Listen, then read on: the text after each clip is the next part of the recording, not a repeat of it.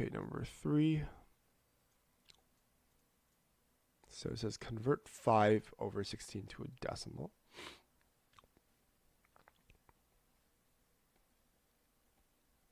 Convert 5/16 to decimal. So again, this is a lot of pre-algebra questions here. So what we have here is we have 5/16, and what we're going to do is we're going to do long division, because right now we currently have what we have here is a fraction, and we want to switch this to a decimal, right? So that's too easy here, sorry. I'll switch this to a decimals here. So fraction to a decimal, so that's okay.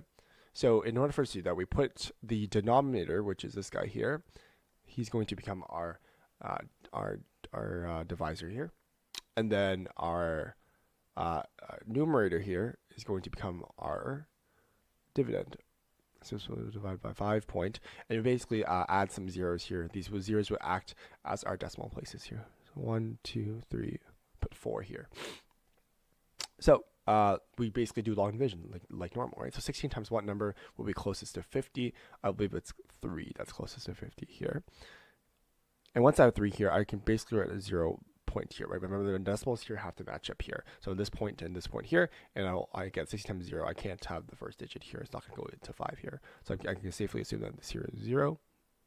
60 times 3 here equals 48. 50 minus 48 here is 2.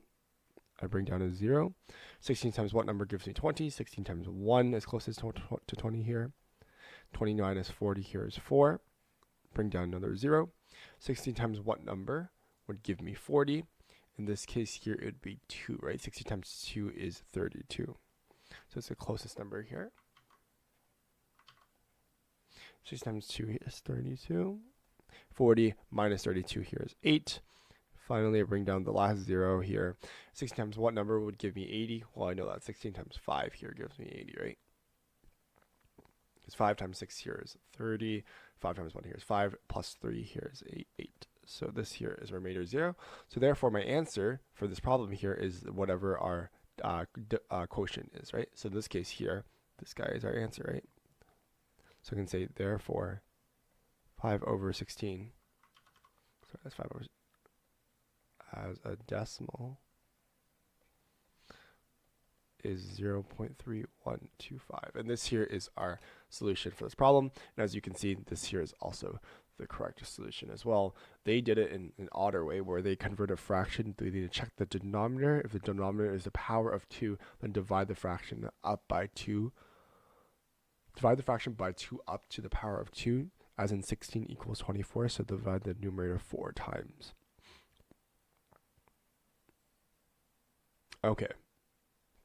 So what they did was they put 16 here they rewritten this to a power of 2, so it would be 2 to the power of 4, and then what would they do? They would divide 5 by 2 4 times to get that this one here. This solution here, I'm not particularly fond of it, just because it doesn't it does get very, very messy when you're dividing decimals by 2 here. Like 0.625 divided by 2 is, how do you know it's 3125? So you basically have to do a long division again.